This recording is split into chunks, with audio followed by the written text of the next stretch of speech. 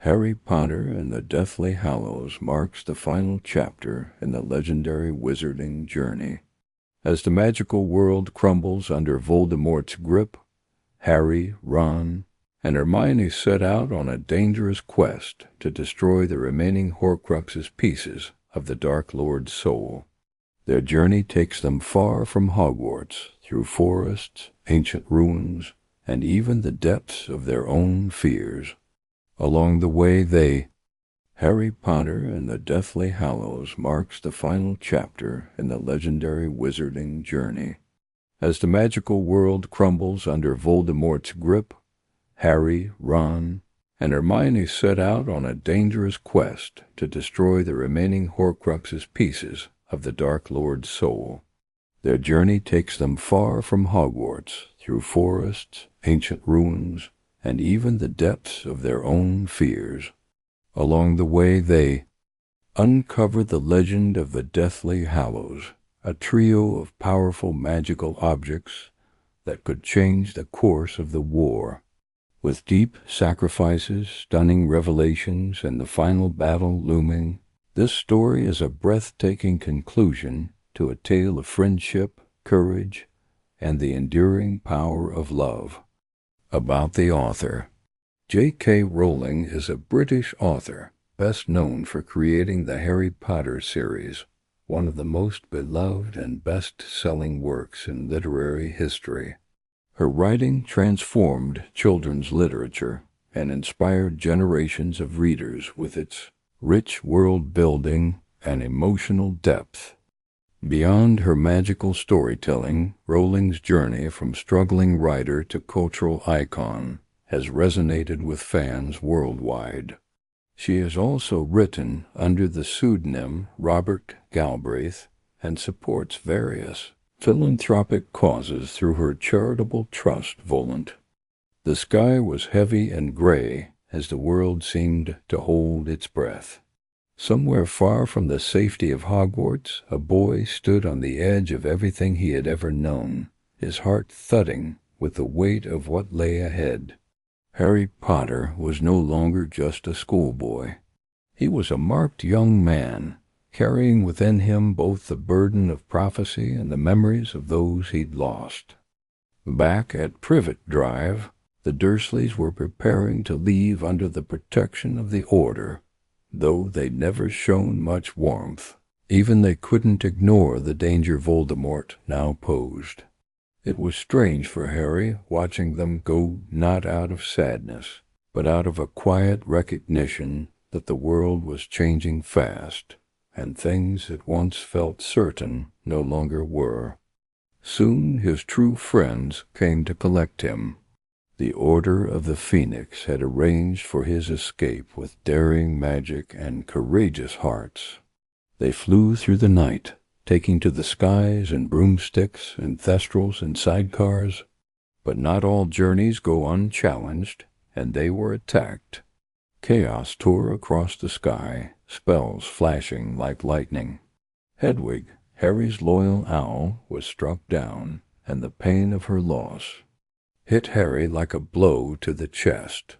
Worse still, one of their own Mad-Eye Moody didn't survive. After that night, there was no pretending. The war had come to them. At the Burrow, preparations were quietly underway for a long-awaited celebration, Bill and Fleur's wedding. In the midst of sorrow and uncertainty, love still found a way to bloom. The house was filled with laughter, chatter, and the scent of fresh-baked bread, a flicker of normalcy and a world beginning to unravel.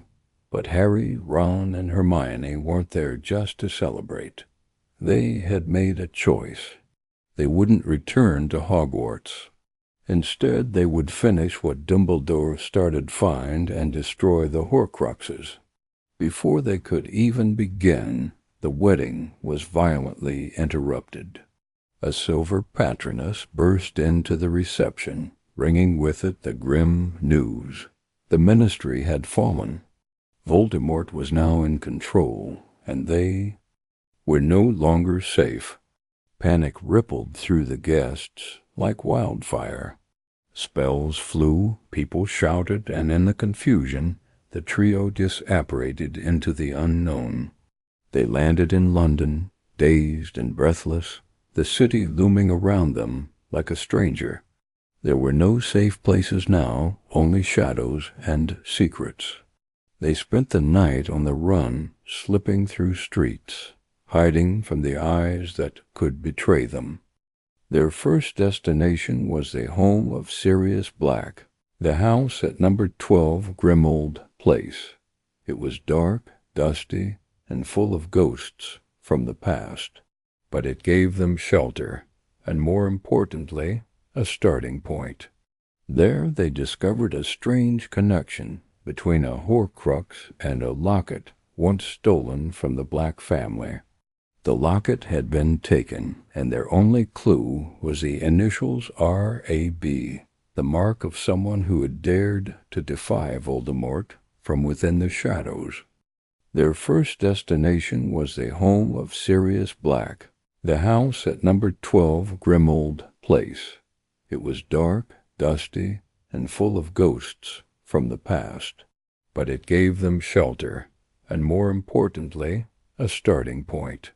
There they discovered a strange connection between a Horcrux and a locket once stolen from the Black family. The locket had been taken, and their only clue was the initials R.A.B., the mark of someone who had dared to defy Voldemort from within the shadows. Disguised by Polyjuice Potion and trembling with tension, they snuck into the towering halls of power. There they uncovered the locket, worn around the neck of a woman who stood as a cruel symbol of the new regime, Dolores Umbridge. The memory of her pink office and fake sweetness still burned in Harry's mind. They managed to take the locket and escape, but just barely. Their victory, however, came with a cost. From that point on, they became fugitives, traveling from forest to forest, cold and hungry, with no clear path forward. The locket, now in their possession, seemed to radiate despair. It made them restless, angry, and distant from one another. The weight of it was not just magical, but emotional. They took turns wearing it, trying to lessen its toll, but the days dragged on. Tempers flared, arguments began. Doubt crept in like frost. Eventually, things broke apart. Ron, angry and disheartened, left. Harry and Hermione were left behind in the silence of a snow-covered forest. Two friends bound by loyalty, sitting beside a flickering fire, unsure of where to turn next. But even in the dark, the story was far from over. Snow whispered through the trees like a quiet spell, muffling the world in silence. Harry and Hermione huddled together in the cold, uncertain, and hurting. Ron's absence left a hollow space between them, one that no warmth could quite fill. But the journey couldn't stop, and neither could they. In the quiet hours, Hermione pored over Dumbledore's clues, and a curious symbol she'd seen again and again, a triangle, a circle, and a line. One evening, Harry stood watch while Hermione slept. He spotted a silver doe in the forest, gliding silently through the snow. It didn't seem threatening, if anything. It felt familiar, like a memory made of moonlight. Entranced, he followed it to a frozen pond. Beneath the ice shimmered something incredible, the sword of Gryffindor. Knowing the sword was one of the few things that could destroy Horcruxes, Harry plunged into the freezing water to retrieve it. The cold wrapped around him like chains, dragging him down. Just as he began to lose the battle, strong arms pulled him back. It was Ron. Breathless and shaking, they stared at each other, and the anger between them seemed to dissolve into steam. Ron had returned. He'd been haunted by what he'd said when he left, and a voice, Dumbledore's Deluminator, had guided him back through light and shadow. Together they destroyed the Locket Horcrux with the sword. It fought back, whispering fears, showing Ron his worst thoughts, but he pushed through, and the locket shattered. Hope stirred again. With Ron back, the trio traveled to visit Xenophilius Lovegood, Luna's father, hoping he could explain the strange symbol that kept appearing. In his cluttered, curious house, they learned of the legend of the Deathly Hallows, the Elder Wand, the Resurrection Stone, and the Invisibility Cloak. 3 objects said to conquer death. As the tale unraveled, Harry began to wonder, were these Hallows real? And if so, did Dumbledore want him to seek them? But before they could ask more, they realized Xenophilius had betrayed them, desperate to exchange their safety for Luna's life. They narrowly escaped the ambush, but now knew that even trusted faces could be turned by fear. The trio kept moving, dodging Death Eaters, disapparating through forests, and following fragments of clues. In a hidden valley they found themselves near a quiet cottage, the resting place of Harry's parents. Standing before the ruined home in Godric's Hollow, he felt time collapse. Grief and love washed over him. They visited the graveyard, reading the names of those lost. It was a silent moment, heavy and real. But the visit turned dangerous when they encountered someone Harry had long hoped to find, Bathilda. Bagshot. Yet something was wrong. She moved oddly, spoke little, and then, in a terrible instant, she transformed. It wasn't Bathilda at all. It was Nagini, Voldemort's snake. They barely escaped, battered and shaken. Harry's wand was broken in the struggle, and he was devastated. His constant companion, his first true magical bond, gone. Days bled into nights. One evening, Harry's mind was flooded with a vision. Voldemort seeking the Elder. Wand breaking into Dumbledore's tomb. The Dark Lord now pursued more than Horcruxes. He was hunting the most powerful wand ever made. Soon after, the trio was captured by Snatchers, bounty hunters working for Voldemort. With their faces bruised and spells binding them, they were dragged to Malfoy Manor. Inside, fear closed in. They were locked in the cellar, helpless, as Bellatrix Lestrange interrogated. Hermione upstairs. She was looking for something that had been taken from her vault at Gringotts. Screams echoed through the house, but help came in an unlikely form. Dobby, the house elf who once served the Malfoys, now free and loyal, appeared to rescue them. With Luna and other prisoners in tow, they escaped through the darkness. As they disapparated from the manor, a blade thrown by Bellatrix struck Dobby. He died in Harry's arms, smiling. The grief was sharp and pure. Harry buried Dobby by hand, carving a stone for his grave. There were no words strong enough to repay what the little elf had given them, only silence and love. But the mission was not over. They now had a new goal, breaking into Gringotts.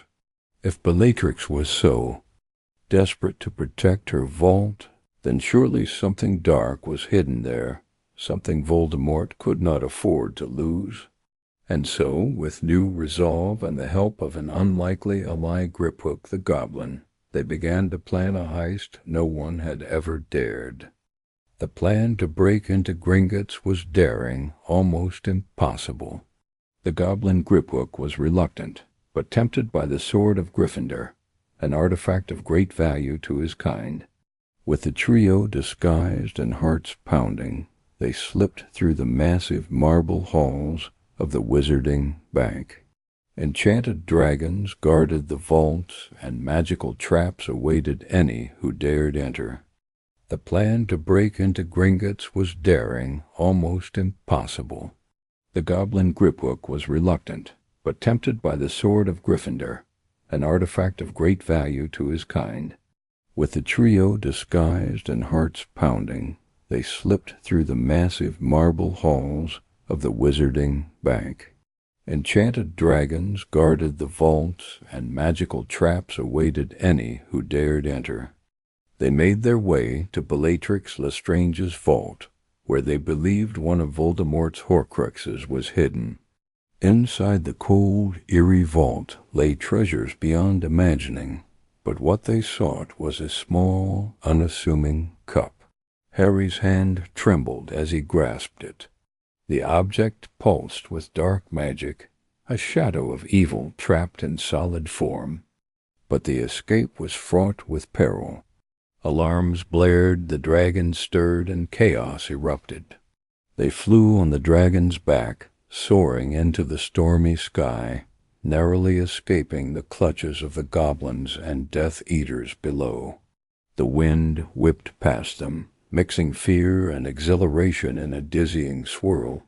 Safely away, they examined the cup and prepared to destroy it. But with every Horcrux they destroyed, Voldemort's connection to life weakened, and his fury grew. The wizarding world braced for what was coming. Their journey led them next to Hogwarts, where the final battle loomed. The school they loved was no longer a place of learning, but a battlefield. Spells flew through the air, shields shimmered, and friends and foes clashed in the shadow of ancient towers. Inside, Harry confronted Draco Malfoy once more, who was torn between loyalty and fear. The fight was fierce, but brief. Harry also faced Snape, the man whose allegiance had always been a mystery. In the end, the truth spilled out. Not all was as it seemed. With Snape's dying breath, Harry learned the secrets hidden in his memories.